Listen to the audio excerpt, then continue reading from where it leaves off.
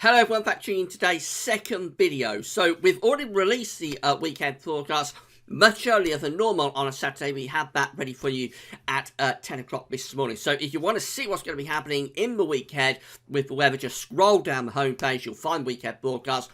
Underneath the link ads, there's also the written version, and you can get to that via the button at the top of the page. It's going to be some quite cold weather to start off with, maybe turning a bit milder later on, but I'll let you have a look at weekend forecast to see what's around the corner for the coming week, if you'd like to do that. Now, this is for the first time ever the seasonal model roundup for the winter of 2016-2017. Normally, the long-range stuff, we have it on Sundays, but just because of the way the calendar's worked out this year, it's rather awkward, and we're going to have another and a final, the 11th and final, winter update tomorrow, where we'll be looking at a lot of analogues. We'll also be looking at solar activity, what's going on in the oceans, and things like that. All things we'll be looking at through the autumn since it started September. And I had to fit in the final season model roundup as well, and I couldn't put them both on the same day because it would have been too much. So I thought we'd have the season model roundup for today's second video at Gaz Weathervid. So we're going to get a record 14 long-range models together. We're going to go through them one by one and see what they are showing for the winter of 2016-2017. This will be the last time we do this for the winter. And later on today, of course, it's going to be quite a long video, so you can't watch it all in one go. Later on, this will be placed on the Winter Updates page with a written report, just summing up everything that we've seen in the video. So I'll get on with that for you in a moment. Before I get on with that, just to say about the ads, there's links to articles on all the pages. Have a browse widgets and click through the links. If there's any articles that you're interested in, you're going to be helping us to pay for GazWeatherVids.com. Thanks very much for doing that. There's also video ads on most pages, which open up content when you watch them and close back up again. Does help to pay for Gaz Weathervids. And finally, Chris Shop is open, so you've got any Chris Shop to do at Amazon between now and Christmas. All you have to do is click the green button that says Chris Shop, it takes you to our Christmas Shop page, and then from there, click through the Amazon banners, do your shopping at Amazon, get your presents in, and because you've gone from Gaz Weathervids to Amazon, we get a revenue fee on all the things that you are buying. And a big thank you to everybody for doing that. Been another huge success again this year. So I think that's it with all the announcements. So better get on with the update, and we're going to start off with a new model for you today. My interpretation of the Poama model, P-O-A-M-A. This is the talk of town at the moment. It's a long-range model from the Bureau of Meteorology in Australia. Again, this is restricted access model, not quite for the same reasons of the ECMWF, which we also interpret, and you'll see that later on in the update. But this one isn't widely available.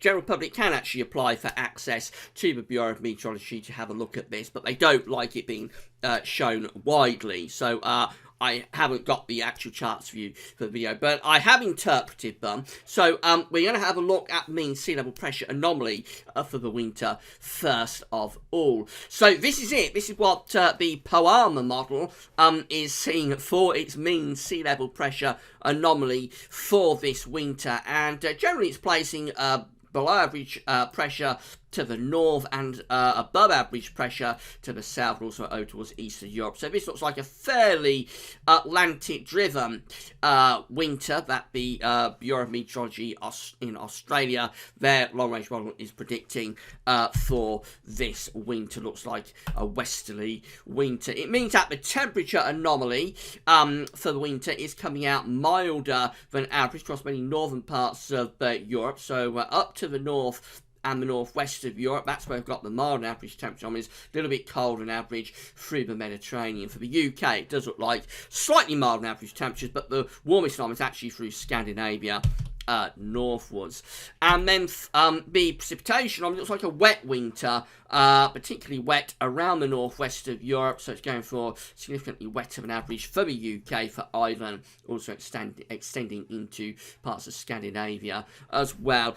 all ties in really with the idea that it is a very westerly signal with a jet stream coming through rather like that. Not quite as straightforward as that, though. So I'll just tell you a couple of months in terms of mean sea level pressure anomaly forecast. This is what it's doing in December, and it wants to have above average pressure then to the north and the west of the country, particularly centred around Iceland, with lower pressure over towards the eastern part of Europe.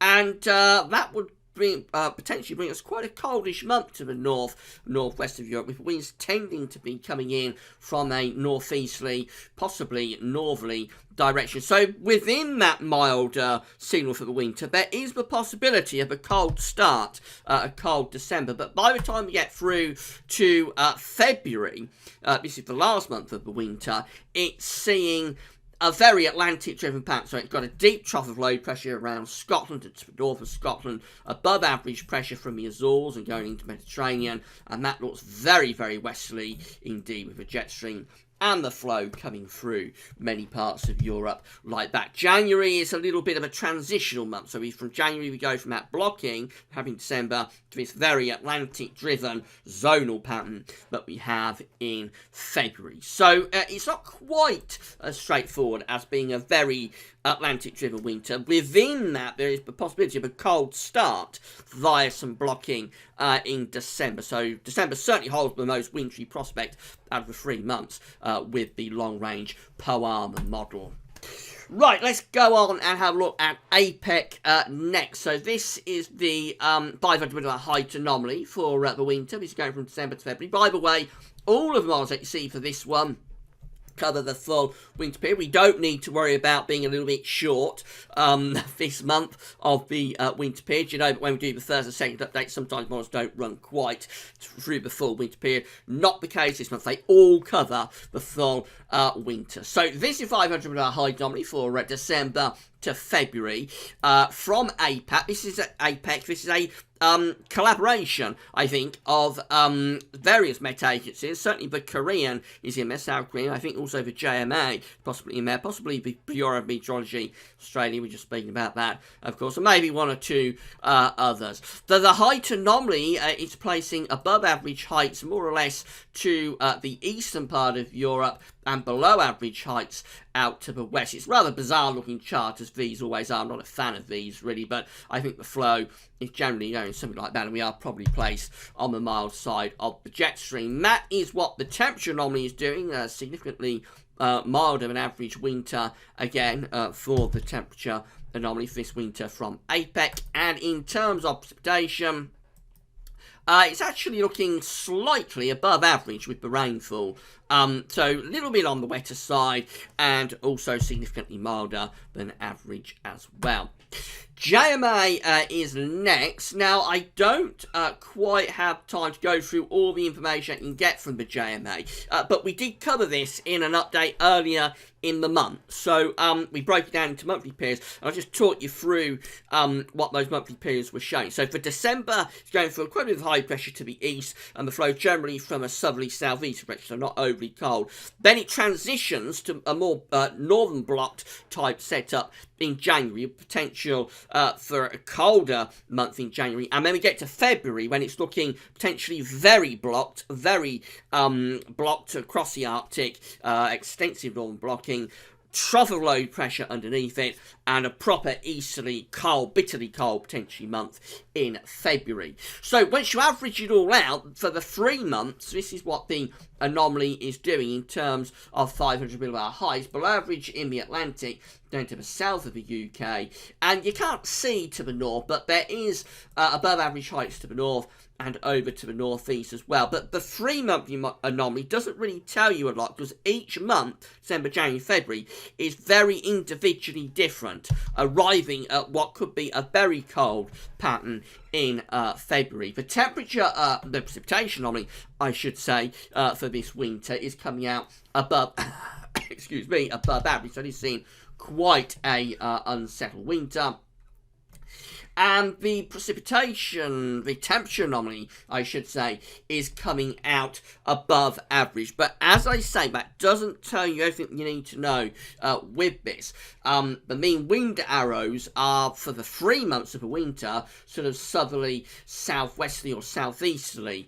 But again, that does not tell you all you need to know with that. It is very much seeing an individual pattern month by month. Every month is different through winter, and there is the prospect within that of a very cold February. I'm going to put the JMA update that we did a few days ago back on the catch-up page. So if you want to have a more detailed rundown of what the JMA is showing, go to our catch-up page, and it'll be there for you, the first video that you come across. Let's go to Brazil next. We're going to do with the Americas next. We've gone sort of around the Pacific Rim. Now we're going to go to the Americas, starting off with Brazil. This is the 500 millibar height anomaly for the winter. Now, this is always a little bit different to other 500 millibar height anomalies. The brighter colours are extrapolating to lower pressure, and the darker colours are extrapolating to higher pressure. That's normally the other way round on any other 500 millibar height anomaly. So it's placing below average pressure, below average heights in the Atlantic, and then above average heights up to the north and the east. Now it looks like there could be a bit of a southerly tracking jet stream through the Atlantic there, but then the jet stream is going northwards. So it's very close probably to being quite a cold pattern that it's setting up, but just not quite right. So the temperature anomaly is coming out significantly warmer than average for winter, mild winter. If that is right. Also wetter than average, particularly so down to the southern part of the country. So I think there are certainly indications there that the jet stream is on a southerly track. But because we've got pressure here, what happens is that the jet stream goes like that and then is forced northwards, which actually drags up fairly mildish air. Wouldn't take back much of an adjustment for that to be quite a cold one. The Kansas 6 mile next, we've gone from Brazil up to Canada. This is the mean sea level pressure anomaly for the winter of 2016-2017, placing area of high pressure around the UK. So it looks like quite a settled winter coming up there. Temperature anomalies are a little bit milder than average. We have got a trend here. You'll notice that so far the York models are looking mild, although, as I've explained, the JMA not quite that straightforward. But certainly there is a trend towards milder temperatures this winter. So Kansas is going mild and also going fairly dry as well. A mild dry, just very quiet, perhaps potentially quite boring winter coming up if Kansas is right. Hugo van der Doel next, our good friend Hugo, and I've got some sad news about Hugo, because this is probably going to be the last time we use Hugo's analogues. He's retiring next month. So after many years of service with NOAA, Hugo van der Doel is leaving. I believe the analog forecasts are going to continue under somebody else, and I'll talk about that probably when we do the first or second season one roundup for the spring, because that's where we're going next after the winter's long-range stuff is finished.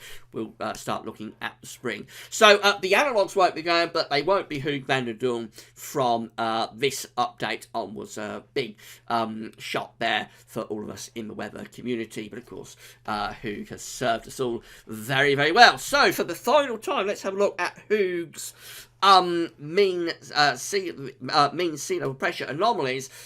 So this is what is shown for 500 millibar heights. We've got below average heights there to the northwest and over the UK, above average heights through Scandinavia and going through eastern parts of Europe. Looks quite an unsettled and almost quite a cold winter, but again, perhaps for just not quite right with the jet stream. The jet's doing something like that. So quite a wet winter, you would have thought, probably fairly mild. Temperature anomalies are coming out warmer than average this winter from Hugo van der Doel. He's going for a mild winter. That's a change from what Hugo was doing last month when it's looking colder. And in terms of precipitation, a significantly wetter than average winter coming up as well. So the final forecast from Hugo van der Doel, based on his analogues, where these are analogues for analog-based forecasting. Looking at sea surface temperature anomalies, they was last month sea surface temperature anomalies, and then create an analog forecast going forward. The last one from Hugo van der Doel is going for a mild and wet winter. Very much on trend with what we've seen so far. NASA next. These are 500 millibar height anomalies from the experimental NASA model. Now, this one was hinting at a colder winter last month. This is a change again. It's raising pressure to the south. Look at that, above average heights to the south of us, low pressure probably through the Atlantic, and then we have got hints of northern blocking, but we are on the mild side quite firmly of the weather with that one. So the temperature anomaly, off we go again. Significantly milder than average temperatures being forecast by NASA for this winter, and the precipitation anomaly is coming out above average, particularly to the north, and slightly above average there, nearer normal elsewhere. It's an Atlantic-driven and mild winter being signalled by both Hugo van der Doel and NASA, and you can add the CFS V2, the infamous CFS V2, to that one as well. It's got above average heights for its 700 millibar height anomaly to the south, below average heights to the north, and again that brings jet stream through, so it's a mild Atlantic driven signal there from the CFS V2 model. Sorry about that, I'm not sure why those buttons were flashing up. So this is the temperature anomaly for the winter of 2016-2017 from the CFS V2. Quite evidently very mild winter now being predicted from the far west of Europe, from Portugal and Ireland in the west, over towards western Russia in the east, all places in between coming out with milder than average temperatures this winter. The precipitation anomaly looks a little bit wetter than average to the north of Europe, so Scandinavia, parts of Germany, Belgium, Holland, into northern France, UK and Ireland coming out with above average rainfall, also Portugal as well. Down around Mediterranean, we do hint at being a bit drier there. It's all indicative, really, of bringing the jet stream through like that, having high pressure through here and low pressure going through there. So all the models from America are going for a milder than average winter for this final update. JAMSTEC next, and this is another one that's done a little bit of a flip. JAMSTEC is going for a slightly milder than average winter there after the past couple of updates has generally looked colder than average. Obviously, there is a strong trend here, a strong theme is running through all of this for a milder than average winter from these long-range models. And precipitation from JAMSTEC is looking a bit wetter than average in the north, a bit drier than average to the south, so that's all indicative of high pressure being there, low pressure being there, and bring the jet stream through like that. Now, the JAMSTEC agency has, with these models, they have a little bit of a written report on what they're expecting over the next few months. And they do highlight the fact that they haven't got confidence in this forecast. They think that high latitude blocking could be more influential than their model is suggesting. So don't be too despondent about this from JAMSTEC if you want colder weather for this winter. We get cracking on now. We haven't got many more models to go through. We're going to have a look at the Beijing Climate Centre next. Now, this one looks a little bit better if you want a cold winter. So it's placing a trough of below average heights. It's hard to make this out now on these charts. This is a different model, really. It's an upgraded model on what we used to have before from the Beijing Climate Centre. And the colours on the charts are more intense. We're just here. It's quite hard to make us out. So what it's doing for its 500 millimeter height anomaly this winter is placing a trough over the country. There's above average heights to the north and also quite extensively to the northeast. This sort of area is like Scandinavia and northeastern parts of Europe. So it looks pretty good, that actually, for the height anomaly if you want colder conditions. And this is what the temperature anomaly is doing for this winter. It's probably the coldest we've had so far. For us and Ireland, we're actually close to average. If we come over here, though, most parts of Europe are actually getting colder than average winter. So that's the first one, really, I think, isn't it? Except for JMA, which gets cold by February. That's the first one we've had, but sort of hints we might have something colder this winter. The precipitation anomaly, now I'm going to check this because it is new. So the yellow colours are below average, the blue colours are above average. So it's going for above average precipitation to the north and below average to the south. Don't be too hung up on that. Very small areas in terms of these global charts. Now, I just want to talk you through this month by month in terms of the temperature. So this is the temperature anomaly for December from the Beijing Climate Centre, going for a milder than average December there, quite evidently across most parts of Europe. We go through to January, and it's still actually looking milder than average in January. Not quite as extensively mild as we have it in December, but still above average with the temperatures in January. And then look at this, in February it goes very cold. So very cold for the UK, extremely cold for most parts of Europe. But I think is very much in line with what the JMA is doing. So a little bit of a match-up there with the JMA and the Beijing Climate Centre in that they are, and it goes a little bit against what we've been expecting, which is colder earlier and then milder later. Those two models, the JMA and Beijing Climate Centre, are suggesting milder earlier in the winter and then much, much colder, very cold, potentially severely cold, some parts of Europe by the late winter. A little bit interesting. ECMWF next, so this is our interpretation of the ECM update. This is the mean sea level pressure anomaly for the winter. Again, it is in the cold camp. It's going for higher pressure to the north. You can watch this. Don't really need me to go through it, but I thought I'd add it in to the season 1 roundup anyway. Remember, we have isolated this out and look in depth earlier in the month. The link to that update is actually on the homepage, so have a browse through the buttons, links, and you'll be able to get to that one. But this means sea level pressure anomaly going for high pressure to the north, low pressure to the south. Somebody tracking jet stream is like going through like that, and it looks like it should be a cold winter. I'm placing the ECM seasonal update in the cold camp. The temperature anomaly, however, wasn't anything to get particularly excited about.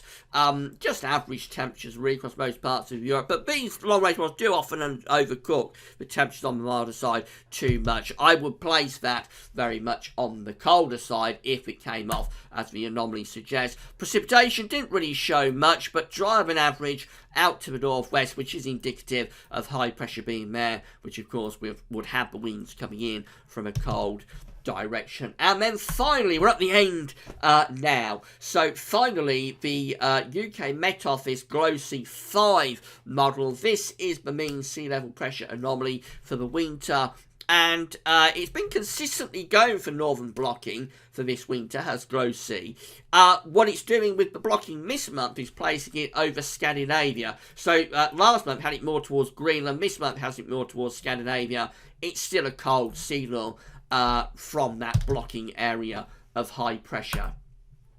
However, the temperature normally, as ever with these long-range models, not really coming out colder than average. But if we have high pressure up there over Scandinavia, if we have an anomalous area of high pressure over Scandinavia in the winter, it is likely to be colder than average underneath it, which would really be many central parts of Europe, through to France, and then through to the UK. Notice this area of low pressure, by the way, being blocked in the Atlantic. So again, that is telling us that high pressure over Scandinavia is the driver. Finally, precipitation for this winter. It looks wetter than average on the western side, bit drier than average on the eastern side. That's the influence of the high pressure, of course, which is sitting up here. But there would be the chance of some wind chill weather coming in from the east as well. So that's it. That's our 14 long-range models. Very interesting they are 2, we have clearly gone with these models onto a milder track. When we started the first season model roundup in September, remember, we didn't have anywhere near as many models to look at, but it was around a 50-50 split with models we had between milder and colder. We've got to the end of the seasonal model updates in November, and really I would say at least 80% of these models are going for a milder than average winter. The caveats there are that perhaps the slightly better models, ones I rate a bit more highly, which is particularly the ECWF, the JMA, and the UK Met. Those models are all seeing the potential for some cold weather. Not necessarily cold from beginning to end, but certainly some cold weather is within there. I think the UK Met and EC will both be cold, probably on and off, throughout much of the winter. The JMA is milder at the start and then colder later. And if we add the Beijing Climate Centre to that, you can see that whilst not the overall signal from these long-range models, it's a minority view, but there is the potential there for some colder conditions this winter. But the overall trend from this final model update is towards the milder side of things. So that's it. We've come to the end of the updates in terms of the long-range models. Anyway, we're going to have to add this information to the winter forecast, which we're doing on the 1st of December, of course. These models will go in to that to try and help me produce that winter forecast. Tomorrow, we've got the 11th and final winter update. So we've got loads of analogues from James Ackrill. We're going to look at solar activity. We're going to look at the oceans and many other things too. It's going to be a bumper. I'm going to see, I might have to go on with this last update for an hour. It could last an hour. So it really is going to be packed full of information. Come back tomorrow for that from around 10 a.m. There will be a huge amount of information in there. And then once that one's done and dusted, all that's left to do is a winter forecast. And we're nearly at the end of the journey now. But come back tomorrow for that 11th and final winter update. Right, this video is going to be placed on the winter updates page later on today with a written report, just going through everything that we've discussed. But at almost 27 minutes, that's all for now. And thanks for watching. Come back tomorrow for part 2 of this big weekend at Gasworthy's.